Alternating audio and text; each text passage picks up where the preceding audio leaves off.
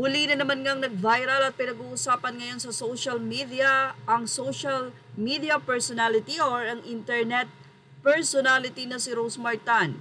Ito'y dahil sa hirit nito sa mga nasalanta ng bagyo. Well, ito po ay pinag-usapan sa social media. Ang iba ay wala naman daw problema sa sinabi ni Rosemar. Ang iba naman ay sinabing very insensitive talaga ito. At isa na nga si Madam Kilay sa nagsabi nito. Hindi lang gigil kundi talagang inis itong si Madam Kilay sa nasabi nga pong pahayag ni Rose Martin kamakailan lamang.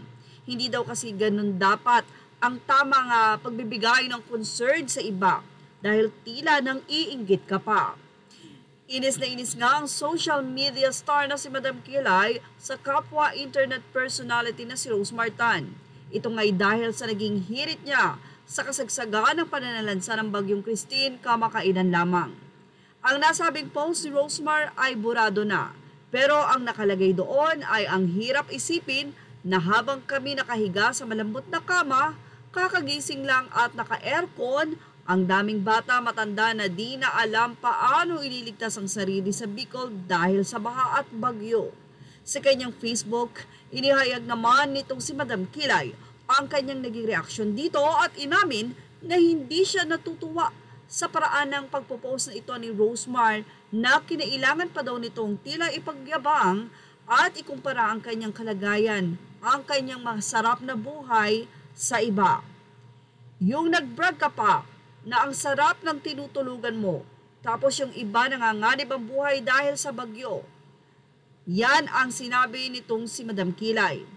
Sabi pa niya, sana daw ang naging pahayag nito ay ipagpipray natin o ipagpray natin ang mga nasalanta ng bagyo.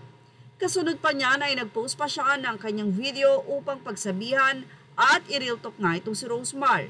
Te, sumakit ang ulo sa'yo. Bago tayo mag-post, titignan muna natin. Babasahin muna natin kung tama ba yung interpretasyon ng post natin kasi merong iba na misunderstood ito.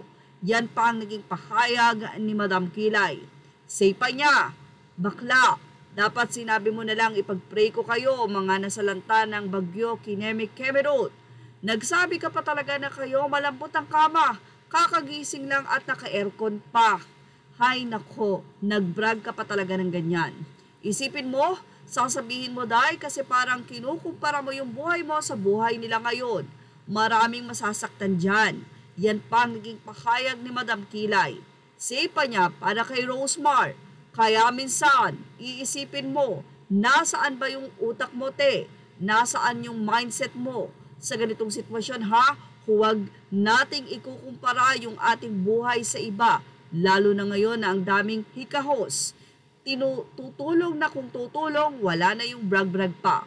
Pino na rin itong si Madam Kilay, ang paghabol ang post ng Sokmed Star na humingi ng proof video sa mga biktima ng bagyo upang makapag-send ng 5,000.